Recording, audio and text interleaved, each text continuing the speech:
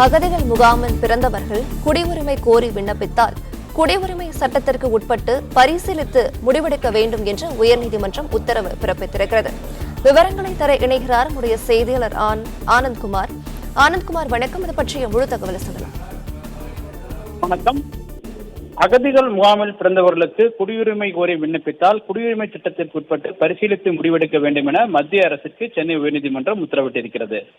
தமிழகத்தில் உள்ள இலங்கை தமிழ் அகதிகள் முகாமில் பிறந்த குழந்தைக்கு இந்திய குடியுரிமை வழங்க உத்தரவிட வேண்டும் என கூறி சென்னையைச் சேர்ந்த வழக்கறிஞர் ரவிக்குமார் என்பவர் சென்னை உயர்நீதிமன்றத்தில் மனு தாக்கல் செய்திருந்தார். அந்த மனுவில் இலங்கையில் இருந்து இந்தியாவிற்கு அகதிகளாக வந்த 94,000 பேரில் 59,500 பேர் முகாம்களில் உள்ளதாகவும், முகாம்களில் வளரும் குழந்தைகள் கல்வி வேலைவாய்ப்பு உரிமைகளை பெற இயலாதால் அகதிகள் முகாமில் பிறந்த குழந்தைகளுக்கு இந்திய குடியுரிமை வழங்க கோரி அளித்த மனு மீது இதுவரை எந்த நடவடிக்கையும் எடுக்கவில்லை எனவும், எனவே இது தொடர்பாக அளித்த மனு குறித்து மத்திய உள்துறை அமைச்சகம் முறையான பயண ஆவணங்கள் இல்லாமல் சட்டவிரோதமாக குடியேறியதால் குடியுரிமை பெற உரிமை இல்லை என உத்தரவு பிறப்பித்திருப்பதாகவும் தெரிவித்திருக்கிறார். எனவே அதனை நிராகரித்து தமிழகத்தில் உள்ள அகதிகள் முகாமில் பிறந்த குழந்தைகளுக்கு குடியுரிமை வழங்க உத்தரவிட வேண்டும் எனவும் அவர் தன்னுடைய மனுவில் கோரியிருந்தார். இந்த வழக்கு உயர்நீதிமன்ற தலைமை நீதிபதி கங்கா பூர்மலா, நீதிபதி பரத சக்கரவர்த்தி அமர்வில் விசாரணைக்கு வந்த பொழுது இந்த மனு பொதுப்படையாக உள்ளதாகவும், முகாமில் இருப்பவர்கள் குறித்த விவரங்கள் இல்லாமல் தாக்கல் செய்யப்பட்டிருப்பதாகவும் நீதிபதிகள் தெரிவித்தனர்.